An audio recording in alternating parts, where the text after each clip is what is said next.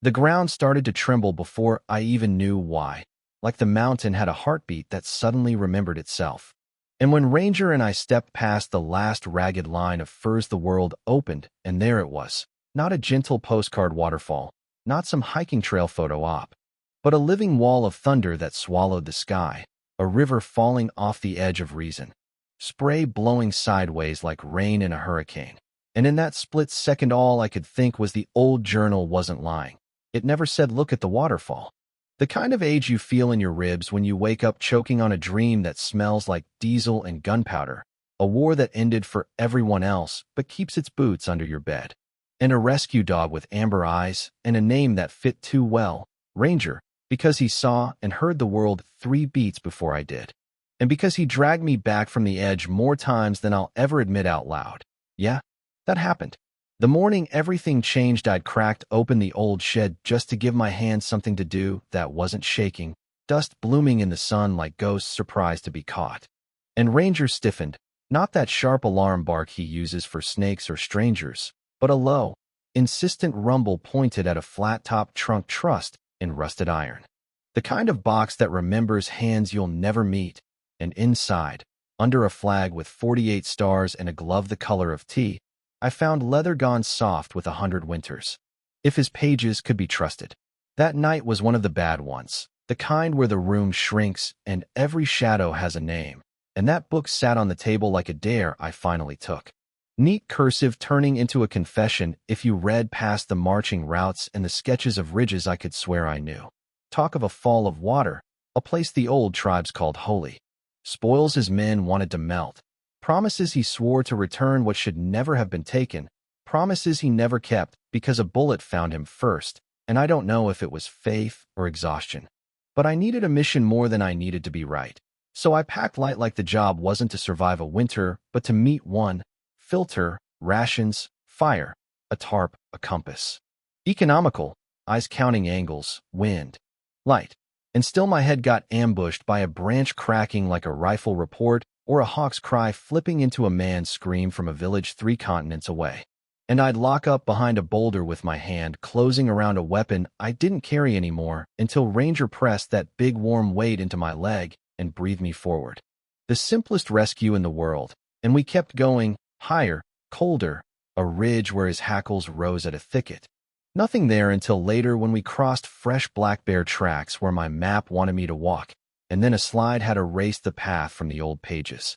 And I stood there cursing dirt and time while Ranger shouldered into a wall of ferns and looked back at me like a partner who's already found the door, and behind those ferns there it was, claws digging into ice like he'd trained for this, hauling me toward the dark seam in the rock I would have missed with both eyes open on a summer day, a shallow cave that cut the wind down to a murmur. And we lived in that little pocket for 2 nights, sharing heat and silence, him licking the swelling in my ankle with a seriousness that felt like prayer, me listening to the mountain breathe. And somewhere between shivers I realized I wasn't arguing with the past as much as walking in step with it. When we climbed out, the world was new snow and a sky rinsed clean. And down in the valley a cedar stood so old it made every other tree look young, bark ribbed like a cathedral door, exactly the silhouette my great-grandfather had drawn. And when Ranger touched his nose to it, something passed into me like a current, not magic, not a movie trick, just a stillness deep and clean where the noise in my head usually lives. The first full breath I'd taken in a decade without waiting for the other shoe to drop. From then on I followed the dog more than the map, watching the flick of an ear, the way he tasted the wind. A language I learned slowly while the river's voice under the mountains got louder day by day until it wasn't a voice anymore, but a roar you felt in your molars.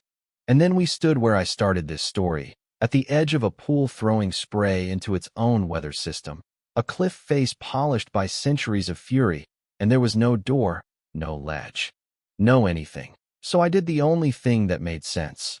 I shut up and listened, and Ranger walked to the water's edge and barked once at the slice of the cascade where the noise was meanest. And the echo came back wrong, deeper, hollow, like a room answering from behind the roar. So we went in, waiting the kind of cold that bites even through adrenaline. Pushed through that vibrating curtain. Not a pirate cave, but a sanctuary, Artifacts arranged like a prayer you don't touch unless invited. Feathers still holding color where they had any right not to. Masks with eyes that weren't looking at me so much as through me. Textiles draped with a care that made my shoulders drop. The air clean and old and respectful. And in the back a totem stood like it hadn't conceded an inch of dignity in 100 winters, an eagle with obsidian eyes that drank the light, and at its base a metal box sealed tight against time. It was a hand on my shoulder. If you carry my blood, carry my promise. I'd love to tell you I didn't hesitate, but I did. Especially when your pension stretches thin and your ankle throbs and comfort starts talking in a nice quiet voice about how one piece would change nothing for the world and everything for you.